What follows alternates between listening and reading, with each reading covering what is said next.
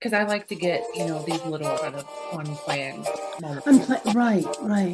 From Thanksgiving through the New Year's, there's so often the burden falls upon the woman, I mean, which that's not about to criticize that because we are the keepers of the heart. Go into Walmart and look under my name and you can buy my book from Walmart. That's Is crazy. that cool? Welcome to Just the Who of Us, hosted by Reah. This is a space for honest, thoughtful conversations around mental health, life journeys, holistic wellnesses, and the experiences that shape who we are.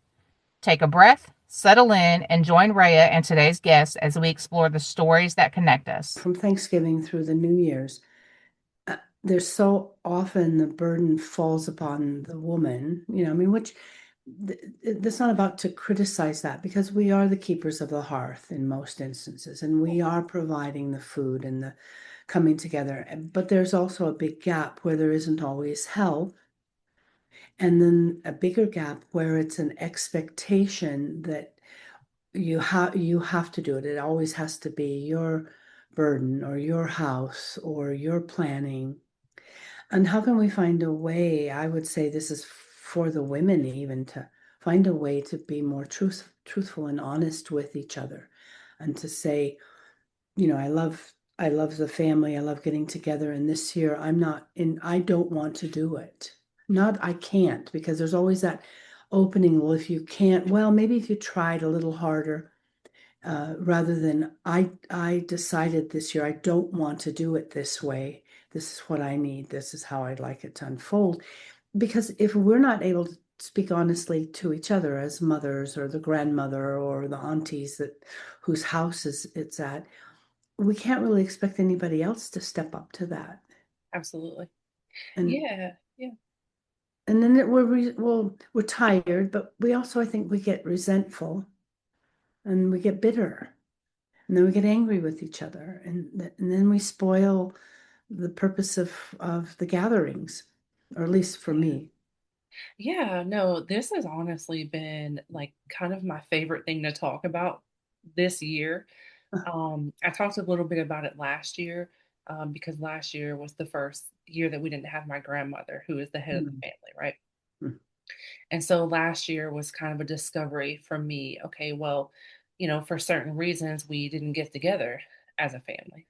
And last year was kind of, yeah, it was like rediscovering, okay, well, what does that look like now? Because yeah. the matriarch is gone. And, usually when the matriarch of the family passes, then there becomes new matriarchs of each Yes. individual Yeah. families. And that kind of it happened so quickly last year. Mhm. We kind of intended to keep things the same, but certain things happened and it just didn't work out that way. And so it was last year was me discovering, okay, how what do I do? Right. How do I do this? I'm my mom's only child. So it goes to, well, my uncle's family and my mom's family. So my Mhm. aunt heads that household, my mom heads hers. And, now we kind of break off and we spend the day um, with our children, grandchildren, Mhm. and then this year I became a grandmother. So this Oh, holiday, that's so exciting for I, me. right, right, because going in, I was like, I'm only 40 years old. Like, I don't know how to feel about this, quite Yeah. honestly. My mother became a grandmother probably about the same age. Mhm. Um, yeah, probably about the same age. Yeah. And, I just kind of think back to, okay, what did my mom do? How did she step up? Of course, I was much younger when I made her grandmother than my daughter is. She Yes. made Yeah. me a grandmother. Luckily, she was a lot older than I was. But, okay, so how do I step in? How do I step up? What do I do? What's my boundaries? And that, Yeah. So I have three adult children. They're all in their 50s. My my daughter's in the middle. So I had a son that was late 30s, a daughter at age 40, and a son that was 43. My daughter had a baby at age 40. That was the first grandchild. So that was and what happened for me is that I loved children. I wanted to be a grandma, and there was this place of like, well, probably that's not going to happen, you know. Yeah. And I had to step away from that and really remind myself that as much as you would like to be a grandmother and you think you'd be a good grandma, it's not your business. Right. Right. It's and what what you wish for your children is isn't about you wanting to them to have children, because that's the last thing in the world that we need is for more people to have children when they're either not ready or not capable of caring for them, or they don't want them. I could not agree more. And so I think to say that, and it's not doesn't have to be that your kids are already older, just to want to be a grandma is perhaps natural for some women. And I kept stepping back. It's not your business. And I don't think it's a business to say anything to your children. Well, when are you going to have kids? Or aren't you going to have a family? And maybe in times past, this was more relevant because children were considered the wealth of the family, or you had somebody to take care of you in your old age, or somebody to work on the farm with you. And that so that desire is still there, but perhaps the relevance isn't. And we live in a time that's very different than it was. And I mean, of course, everything changes, so that's a Yeah. stupid comment to make, but it's just not the same. And that even if you have kids, there's no guarantee they're going to take care of you. Right? Well, because at a certain point in time, that was, and still in a lot of other countries, that was the kind of grand design, right? You Mhm. get married, you have children, you get older, your children take care of you, and that was kind of the cycle. Right. And not to say that I think that's great, um, but it's not always realistic, for No. different reasons. Because sometimes when our parents get older, we either can't afford or not emotionally capable Hmm. or don't have the physical space, whatever the case may be. Because if we think back to kind of beginning familial structure and values and all these things, there was a plan for a reason. And Hmm. if that plan worked correctly, then this is what a household unit would look like, right? Yeah. But that's not the case now. No. Families look like all many different things, and that's okay, you know. But things have changed, and Yeah. like you said, times have changed, and that's just what it is. Yeah. Sometimes for the better, sometimes for the worse. But we're not always in positions to where we can take care of our parents for Hmm. one reason or another. Yeah. And so, Or or in some cases we don't want to. And I think that that's not spoken very often. yeah, If you say that I don't want to be the caregiver for my parents or parent, yep, and then there's this criticism or shaming or uh, questioning. It's like, well, that's selfish of you because look at right, all they did for you. I mean, we get that pushback, and it discourages us. Those, anyone who wants to be able to say that truthfully from their heart, this is the truth of my life. I don't want to take care of you.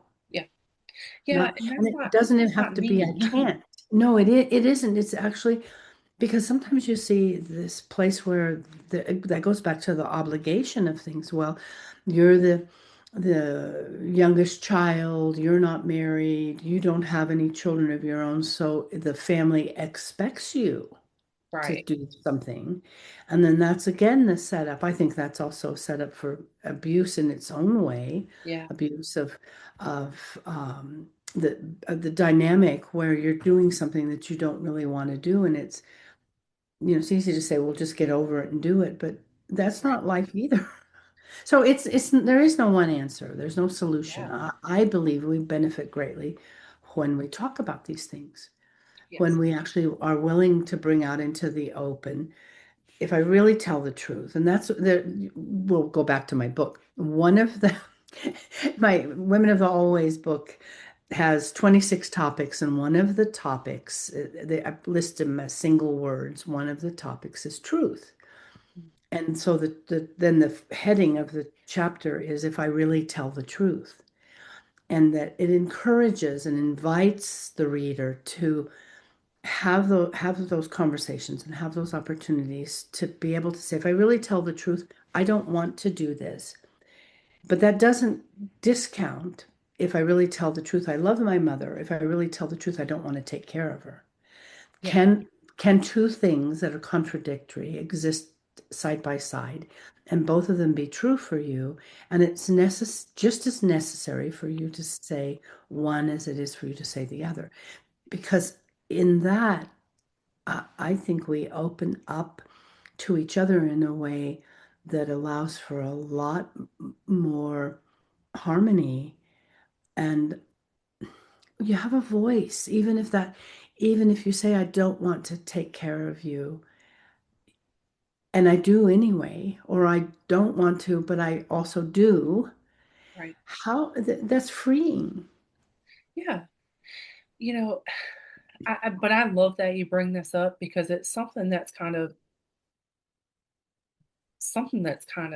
on my heart in my own situation. So I'm not going to go into great detail because I don't want to paint like a negative picture. But there's someone close to me who I saw taking care of their mother. They weren't the only child, but they were the unmarried child, right? So, well, unmarried at now. They were currently single. Their sibling is married. Neither one of them have children in the home. They both have grandchildren that live outside the home, but most of the burden, and I will say burden because Yeah. the situation did create a burden, but most of the burden was placed on one of the adult children. Hmm. The other adult child lives about an hour away. So, it's not like they're both around the corner, but this is the one that was closest. This is the one that didn't have a partner. And so this is the one that essentially carried this burden. And it became a burden because there was very little help. Hmm. Like I would come and help when I could, but again, I don't live close either. So it became a burden. And I saw this relationship very strained. There was a lot of frustration, a lot of just tiredness. Hmm. And it created this kind of friction, Yeah. and I don't want that. Like it's not that I don't want the responsibility. It's that I don't want that relationship damaged. No. I didn't help care for my father in his last days. Well, they live 2 hours away from me. Again, I'm not right around the corner. And that's my choice. I chose to move kind of away from everyone and not like in a mean way, but this is where we found the home that we fell in love with to buy. And that's Hmm. just how it happened. Like Yeah. I wish certain people were closer, but we're happy here. And so I don't feel bad about that. Uh, so but I didn't really. I wasn't down all the time. There's a lot with my relationship with my father that I talk about in my podcast and in my autobiography that I loved him, but it was easier for me to stay away for Hmm. a lot of his addictive time. And so I didn't take care of him a lot, you know. Hmm. Um, but I don't feel bad about that. And Hmm. no one makes me feel bad about my stepmom doesn't make me feel bad about it. My sister doesn't. When he passed, they kept telling me how much he loved me and all not like, why weren't you there? Like never, no one's ever done that to me. And I don't feel bad about it because it would have made our relationship worse. It would have Hmm. damaged me more to watch him deplete and I can't do anything about it, and so thank God that that he had my sister Hmm. to help his wife care for him. Yeah. You know, I'm otherwise a very caring and compassionate person, but I've had to learn over the years where to draw my boundaries. Hmm. Hmm. And I just, when the comments are made of like, oh, this will be, this is going to be you one day, this is going to be us one day, and it ugh, Yeah. like it makes me kind of like clam up because I don't want our relationship damaged because I'm overwhelmed and you're overwhelmed because being unable to care for yourself anymore, that's overwhelming too. So now Mhm. you have this person who is dealing with the difficulty of having to let go of control of their own life. And then you have the person caring for that person who sometimes, may or may not understand. I haven't been in this situation. I don't know what they're going through. All I see is they're frustrated with me. And, but, it's just, Mhm. I don't want it. Mhm. And so it's not to say that I don't want to make sure you're taken care of. Um, I want to see you often. I want to help take care of you, but it's just not a burden that I want to carry alone. And Yeah. I think that's fair. Well, and these are I mean, this is important to talk about it. This is also, I find that there's a certain accountability from the elder, from the parent, Mhm. as long as they're in there, able to think. Yeah. Sometimes it's the parent that makes the child feel guilty. Yeah. It's like, promise me that you will never put me in a home. Promise me that and so that's something that I also look at in myself at my age, as I'm closer to 80 than I am to 70, literally. And to question or to search, soul search, it's like, why would I, at this point in my life, say that to my children, or I even ask that, promise me that you won't do X, Y, Z. Well, I, ca- and then but I promised mom that I'd take care of her, but I can't. It's so we really need to have truth telling. And that goes back to, like you said, with your father. I'm glad I didn't take care of him.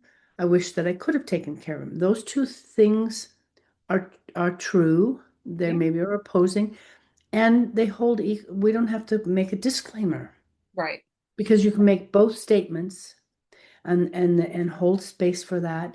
And then at the end, you can say, "I'm actually glad that I didn't take care of him."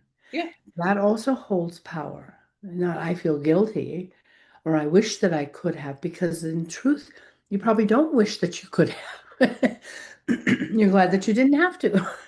Yeah. Or And that's not mean. Like it doesn't mean that I hate him. It no, doesn't, yeah, doesn't that's mean just, anything. It does, yeah. if it doesn't mean anything about us personally other than we're willing to say the truth about our life, our circumstance, what we feel. Right. And and on a bigger I mean, open the conversation up bigger. And because I work with people all over the world, I work with people in lots of different settings, and everybody's concerned about friction and strife and all the problems that are going on globally, which that's always been the case. It's not Yeah. any worse now than it was before. And I mean, I want to protest this or put my energy into that. And I just say to them, then you come home, come back home. Because if you have that kind of strife and arguing and unkindness and so on in your family, Yeah. what makes you think that you have the right to talk about the problems in the world? Because until, and I remember my mom, some of these old sayings is like, sweep off your own front porch Mhm. first before you go worrying about your neighbor. Yeah. And and in these instances, these are neighbors far away. We can't really do anything about it, even Yeah. if we want to. But even more truthfully is what makes us think that we can do something about somebody else's problems when we don't take care of our own family, when we've Yeah. got that kind of division and strife and animosity and regret and all of that. Yeah. And then we're out way out there on the edges protesting something. Bring bring your energy home and spend time making peace in your family. Yes. And then that family unit that has peace is going to be able to hold space for another family and another family. And that's how things change. Right. So, I mean, that's my perspective. My opinion doesn't make it right or wrong, but I really believe that a lot of times when we protest things out there, it's best to start at home. Yeah. You know, one of my daughters, this was, gosh, this was a while ago. I want to say they were maybe like 10 or so. And she said to me, I mean, this was like, yeah, this was before COVID. So this was a while ago. She was pretty young. And something happened in the world, and she was visibly upset. And she's like, Mom, like, this is really scaring me. And I said, and it wasn't, it was kind of like talk of something. Hmm. You know, when is was it the first time Trump was first? He first ran in 2016. Is that right? I don't remember. I don't remember. I Well, think, sometime around there, but during yeah, COVID, he wasn't. I don't remember. I think the first time he ran. So it, because I think that it was around that, and there was something that he was saying that he wanted to do, or he was going to do, or something like that. And she was scared. Yeah. And I was just like, okay, this is a valid concern. The fact that you're upset, I want to acknowledge that, and I want to acknowledge why. And let's talk about it. Let's talk about what this would actually look like. Let's talk about the probability of it happening. Let's talk about the probability of it turning out this way, the way that the Mhm. media is making it.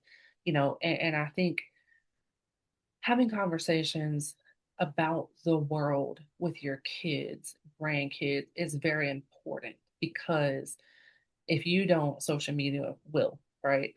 Well, right, and they're going to get it. They're not going to have a sounding board. They just hear it, Right. but they have no place to Right. put it. Right. And I also use that as, okay, if you don't want this to be how the world is, right?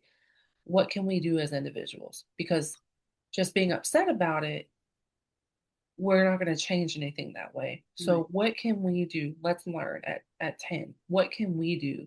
How we carry ourselves, the decisions that we make, how can we make the world or impact the world in the way that we want it Hmm. and start making a difference just with our lives. And then, we reflect on the other people will see our decision making, our thought process, and it impacts them. And so, Yeah. just kind of taking these moments where they see what's going on in the world and they're like, I don't like this. Yeah.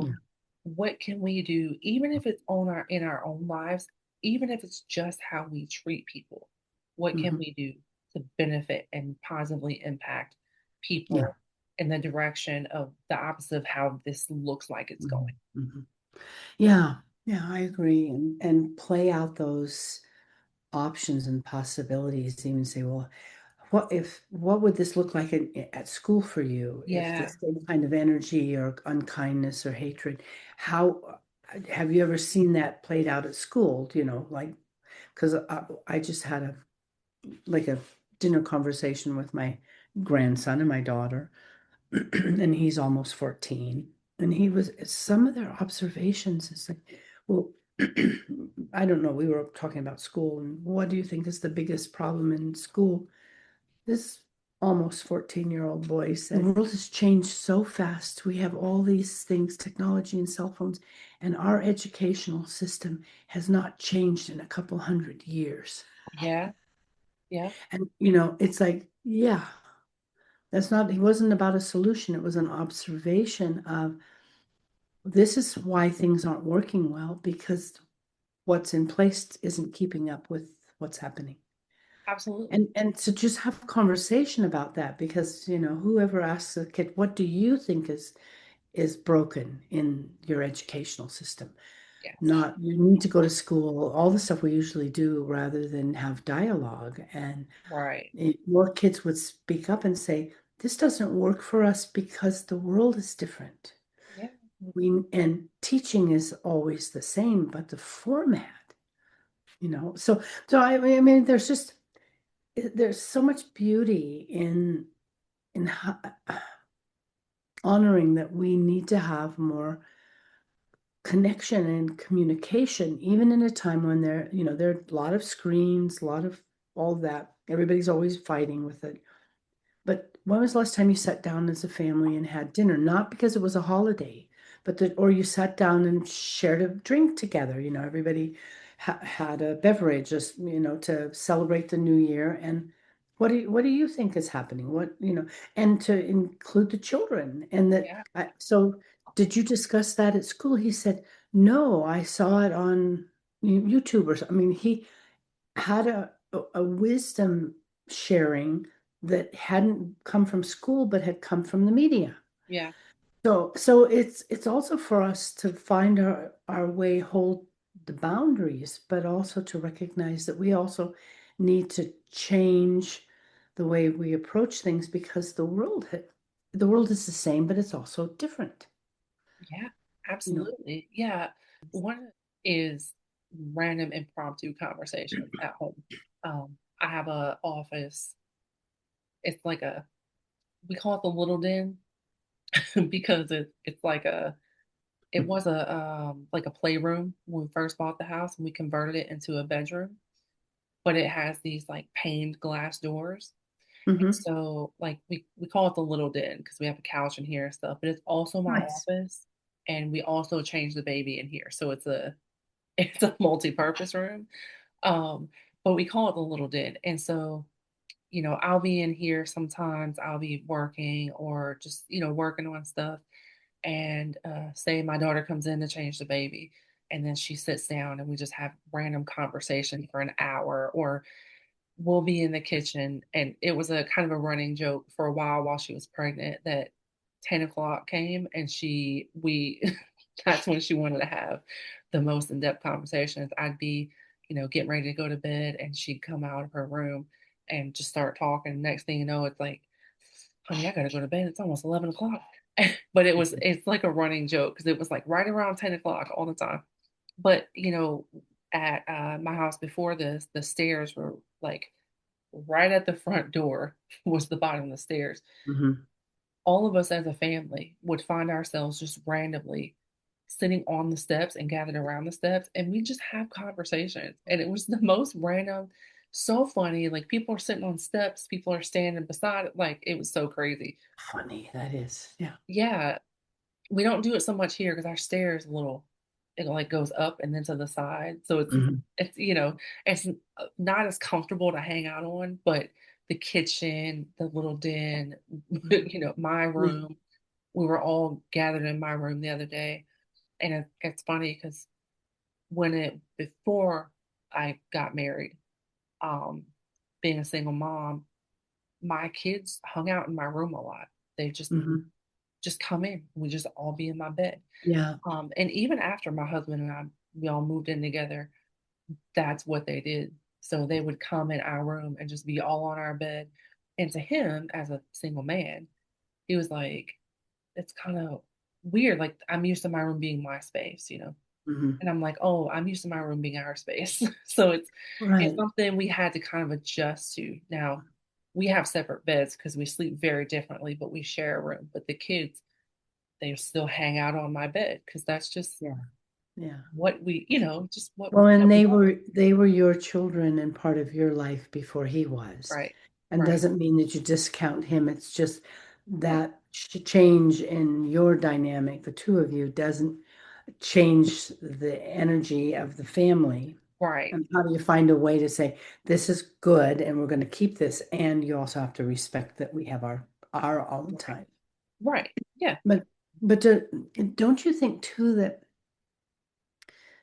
the space, so I'm the spirit of a house or the energy, the way energy flows in the building, the actual Mhm. structure of the house is just as big as the energy of the family that's in there, and that we gravitate to certain locations within the home because energetically they work.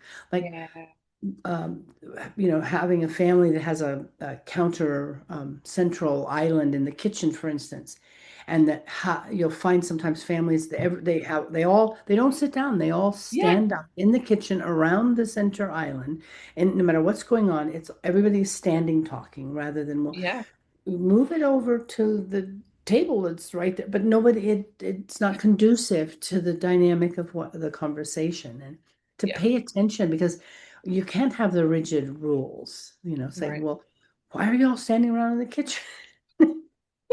Because that's what works, right? Right. Yeah, Right. Yeah. yeah, it's interesting. So kind of just continuing, because I know we have a certain amount of time, but I wanted to just say, here I'm here. I come down to my daughter's. She lives in New Mexico with my grandson.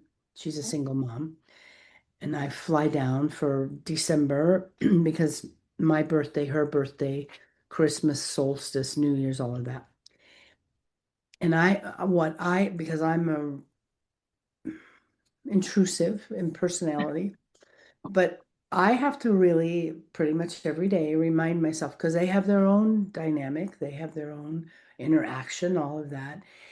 He's doing boy things and she's doing mom things. And I just step back and say, whatever's going on isn't your business. This is Right. back to, it's not my business that they have kids or not. You don't need to be interjecting. You don't need to take care of anything. You don't need to have your opinion unless you're asked. Yeah. And this is a very different way of being, because I'm not part of raising the child. I come as a visitor. Yes, I am the grandma, but it's not my place. And so sometimes we'll have really great conversations, and she will call and say, I'm not looking for an opinion. I'm not looking for a solution. I just want to share something with you. So then it's like I don't have to go into the I need to fix this mode. Right. I need Right. to fix this thing mode. And I think you'll find that as you grow into being a grandma too, you have to observe your daughter as a young, mature woman who has a child. Right. And that to, say, well, I did it this way, or I think you should do it that way. All the things that we as grandmas or, whatever, concerned aunties have to say, because we have our way of doing things and our opinions doesn't make them right or wrong. And that also is a place to step back and to observe and to remind yourself that you were a young mom and you had some of the things you had to figure out on your own, and that it wasn't always helpful Right. to interject or to be, I worry about different kinds of things. So, you've got a young boy that wants to buy a dirt bike or a street bike or whatever. And, there's all the concerns about the age and the traffic and stuff like that. But Right. then I have to step back and say, when I turned 56 years old, I learned to ride a motorcycle. I bought a great big, really high-powered Harley Davidson that I rode all over Kingdom Come, Canada, and cross country and stuff by myself most of the time, not even giving a thought to the fact that my kids worried about me. Mm-hmm. There's mom out on the road on a motorcycle going, we don't Mm-hmm. even know where she is. And that, of course, you can worry, I can worry about my grandson, and I worry about that from the place of me knowing how dangerous it is to ride. And I can share that, but I have to also remember that I didn't take into consideration that other people worried about me. Right. Yeah. Yeah. When she first had my grandson, I told her, if you I said, I'm not gonna tell you how to raise him. If you, need help from me, please always let me know. And Yes. she'll try to do things on her own. And if she feels uneasy or, she really stepped into this role very quickly. She's always been like the second mom, so it's like she already had it. But Hmm.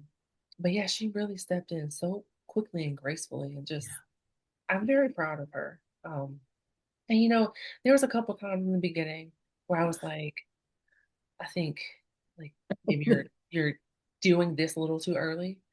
And I got kind of frustrated. And then I stopped myself and I said, okay, she's safe. She's intelligent when it comes to her child, especially. Mhm. So don't be judgmental because, Right. and also I'm 40. So I'm not 22 anymore. I'm going to be in bed by a certain time. I'm not leaving my house after like 8 unless I absolutely have to. So, like her sister's watching the baby. It's like 8 o'clock at night. Like, what am I being judgy? You know what I mean? Like, but it was a new situation for me too. And I just Yeah. thought it was early, quick or whatever. But then we had a conversation and I was like, you got to remind yourself that she is intelligent and she is going to put that child first.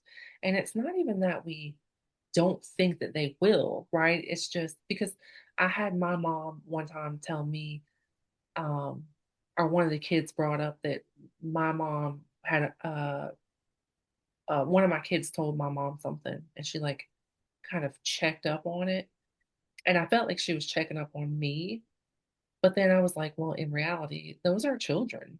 And Mhm. the children are priority over anything, even Yeah. me. And I even tell my kids now, like, you're allowed to tell me if I make you feel a certain way. Be respectful about it. Like, don't be a jerk, but Yeah. tell me. And I think that open communication is very important, but also reminding yourself, have conversations Yeah. with that adult child and see where they're coming from too because Well, and they want to hear. I mean, your daughter wants to hear, I really respect you. yeah, I'm blown away by what a good mom you yeah, are. And I, and I don't always understand. I mean, just like I don't always understand why you chose to do it something that way, but I trust you. I yeah, mean, we all needed that. And it is different. Because I had my first child when I was 20. I just turned 20, and there were lots of things that I did with a baby as a 20-year-old that my daughter wouldn't do with her baby as a 40-year-old because, right, like right, you say, at 40, she's not going out late at night. I look back and think my husband and I went to it was the World Expo or something in Montreal, and there was the Czech beer hall there. So I've got this little baby, like 9 month old, out in a beer hall for an Oktoberfest, every with loud music and oompa and drinking beer and all of that. And I'm looking back thinking, I think, was that out of my mind? I'm a 20-year-old with a little right, baby late at night. right. Well, and my daughter was home by like 9:30. So and I was like, Right. what are you even stressing about? Like, Yeah, you yeah. know, So I think well, conversations like this, I hope that whoever listens can hear something that touches them or gives them a way to right, think about something differently or to find a different way to be, because it's so, being a mom is so beautiful and it's so hard, and nobody gave you a manual, and right. you can't be warned. There's no Yeah, way to be warned. It's like, oh my God, I never thought about what it's going to be like to have them as a teenager and they're bigger than you are, and like at 13 and they're already twice your height or something.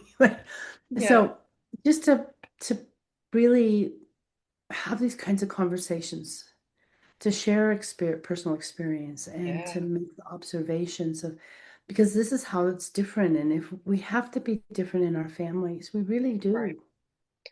Well, and you said that you're a better grandmother than you were a mother. Of And course, yeah. that's what we're supposed to do, right? Yeah. Like, if you weren't a better grandmother than you were a mother, then that'd be a problem because that means Yeah. that you weren't growing and changing anything Right. from Right. motherhood to grandmotherhood? Yeah. And also I would just add one more thing for me. I mean, this is all me speaking of things I've learned about myself and about the dynamic, is that the role of a grandma isn't to override the parents' decisions. Yeah, Grandmas are maybe more lenient, or grandmas are a little more generous, or whatever. right. But to really check yourself in and say, if this is my daughter's or son's, but my daughter's decision as to how she wants to raise him. It's not, I don't have the right. How dare I would think I could come in and override that or to Right. contradict, something that she's doing. And I think that would come with different belief systems, even. Let's Yeah. say you have different political positions or different religious affiliations Yeah. that to have permission, maybe I'd like to share a little bit about this. Is that okay, or does it conflict with what you're teaching them? Because it isn't always that families have all the same things in place. Yeah. They don't all Yeah. agree.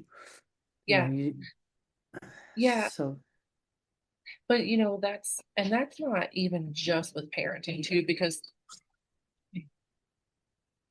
uh that's not just parenting too, because um, you know, I've heard people say, or like see videos or people talk about like aunts and uncles like sneaking kids things that their parents say they're not yeah. allowed to have. And it's a conversation that I briefly had with my other kids, so my grandson's aunts. You know, that's not something we do because